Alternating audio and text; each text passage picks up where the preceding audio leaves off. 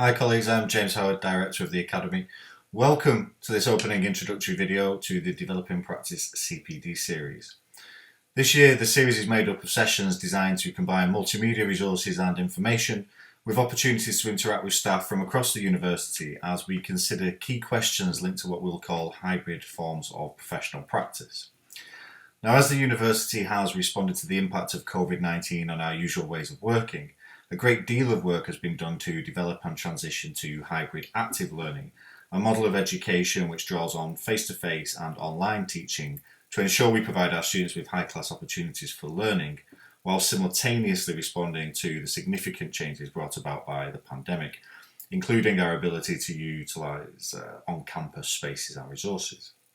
However, it is clear that all of us within the organisation, whatever our roles and function, are now confronted by the need to rethink our practice within the realities of a hybrid university environment. As such, this year's Developing Practice series will provide opportunities to consider the implications of hybrid practice more broadly for researchers, leaders, technicians, administrative roles, and of course, those engaged in supporting learning and teaching. In this introductory video, I wanted to take the opportunity to set the scene for the conversations that will follow by considering just some of the factors, implications and questions that will necessarily arise as we all make sense of this new situation that we find ourselves in. Details on the rest of the series, including key topics, dates, times and resources, are provided alongside this video. So perhaps it would be helpful to start with a short and far from exhaustive reflection. Now, the impact of COVID-19 on the university, society and all aspects of daily life is evident and far-reaching, not least in terms of how and where we work. It's caused us to reflect on, adapt and modify our practice over a very short space of time. It's cast into doubt our usual ways of working and demanded significant changes in the delivery of our teaching, research and services. It's changed the ways we communicate, our use of technology and our relationships with each other, how they're maintained, understood and enacted, how we work with our colleagues, how we collaborate and how we lead. It's affected how we understand our roles and professional identity and the functions we're employed to fulfill. It's changing the skills and knowledge we need, the schedules we work to and the demands placed upon us. It continues to change our relationship to and assumptions about home, work and the distinction between the two, how we interact with our family, our friends, colleagues, and the spaces in which everyday life is played out. It's asking new, critically important questions about how we support staff and student well-being, mental health, and wider health and safety, all of which have further implications for our practice, whatever our role.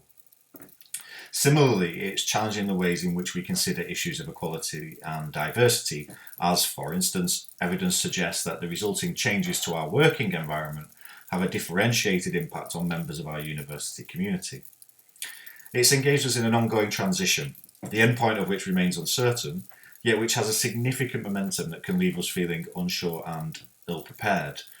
Yet this transition from our previous ways of working and its associated challenges also brings new opportunities to reflect, to enhance, to innovate and to develop our practice. Now, it therefore also brings with it a choice, a decision that all of us, irrespective of role, must address for ourselves in our own way and within the realities of our own context. How will I respond? Will I adapt and thrive by meeting the challenges initiated by COVID head-on, rethinking my ways of working and establishing new routes to success in those areas and practices I can control?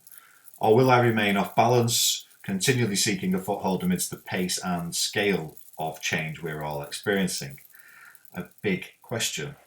Now, even just from this short reflection, it's clear that we are experiencing a fundamental shift in what I would define as our normative practices, routines, activities, expectations and assumptions about our professional life. The norms we took for granted have been disrupted and disturbed by an unforeseen set of circumstances and the actions required in response. Much of what we thought we knew is now questioned and uncertain, and this is, understandably, an uncomfortable new reality for many of us. We're confronted by what we might see as a wild set of practices and technologies that, for many, were previously not a part of working reality. And we must now engage in a process of domesticating these currently untamed forces and bending them to our own needs, appropriating these new ways of working so that they work for us. Through this kind of purposeful activity, we'll seek to naturalise these new hybrid forms of practice and create new norms associated with our roles, our functions, and our professional identities. Now, that said, I think it's important not to overcomplicate this process. Frankly, we're all dealing with enough complexity at the moment. Rather than developing any grand theory or framework at this point, I would simply encourage ongoing reflection on what you are experiencing, how it is affecting you and those around you, and careful consideration of how you can in turn respond. Within this, take time to adjust and be kind to yourself and those that you come into contact with, all of whom are experiencing a similar transition into a new set of norms as you are.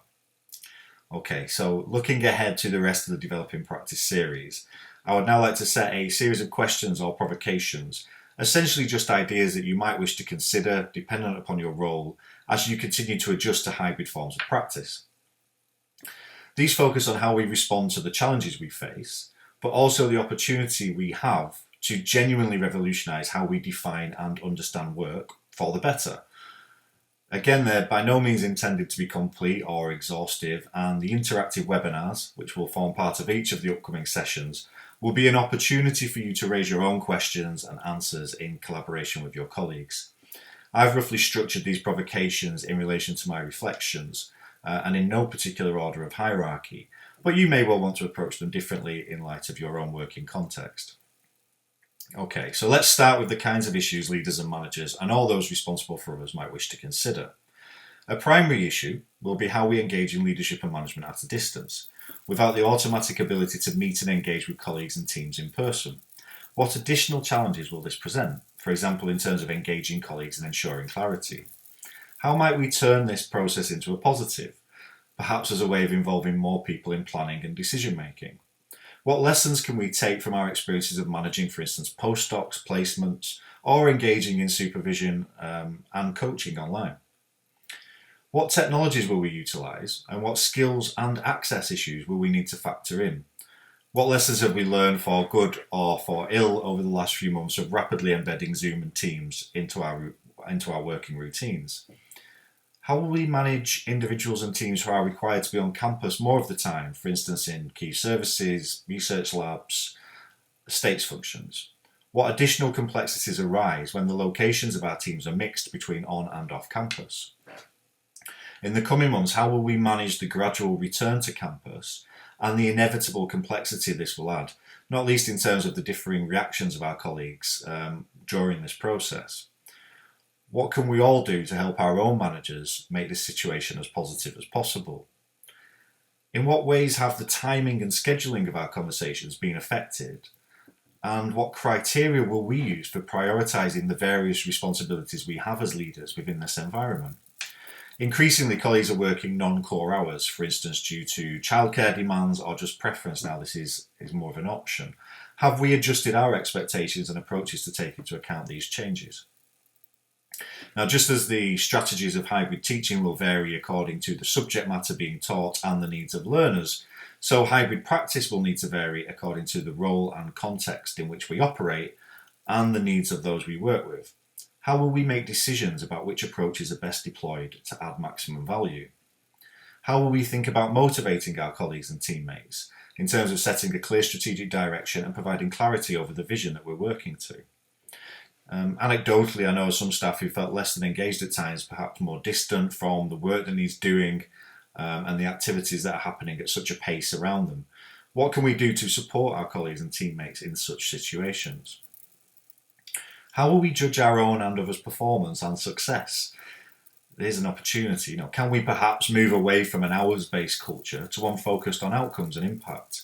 A culture in which our concept of work moves away from the duration of time we spend at our desk to what we achieve. How will we maintain team morale and collaboration, rapidly address problems and issues that inevitably arise, and how will we demonstrate the value that we place in our staff? For leaders, but also more generally, how will we maintain a clear concern for well-being?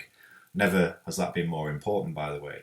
How will we build in all those smaller but critical aspects of our practice, checking in with colleagues, giving support, being aware of issues of, say, isolation or overload? Are we all up to date with the resources and services available to support good mental health? And are we giving our teams and colleagues the time they need to adjust and develop new ways of working? What strategies will we use to manage our own well-being and keep a close eye on workload balance? That's a real issue for many of us while we're working from home. In terms of issues related to equality and diversity, what practices will we put in place to actively monitor and address the differentiated impact that new hybrid ways of working may have on the diversity of our colleagues, allowing us to give extra support, help and understanding where needed? Are we aware of how colleagues from different backgrounds and with differing characteristics may be experiencing the changes initiated by the pandemic in different ways? And are we able to respond as required? What can we all do to genuinely recognise the potential advantages this situation offers? For instance, in terms of enabling childcare, more equal access to events than was sometimes possible on campus, reducing issues of mobility and so on. Have we considered how disciplinary differences may shape the norms of practice colleagues put in place and how this should, in turn, shape the support and advice we offer? Are we actively developing to give ourselves the best possible chance of succeeding in this new environment? Are we providing our staff and students with all the help they need to move forward with confidence? How might we rethink recruitment and induction in light of the changes to practice now underway? In terms of our professional relationships, what additional work do we need to do to maintain our connections, to build our professional networks, and to engage in positive forms of communication that help rather than hinder good relationships? Very few of us work in isolation, ideally. How our colleagues react and respond will shape our own responses, just as those responses will affect those around us. Have we considered the impact of our behaviours on our colleagues, on their well-being, and on their ability to work successfully? Professional identity will remain a key issue.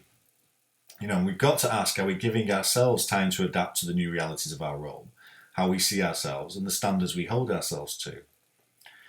And within that, how are we managing the expectations and assumptions of those that we teach, manage, support and collaborate with, especially where those expectations no longer fit the reality of our experience and what's possible? Okay, so some really big questions there and lots to think about for all of us. However, we're more than capable of working together to find effective answers to the issues raised.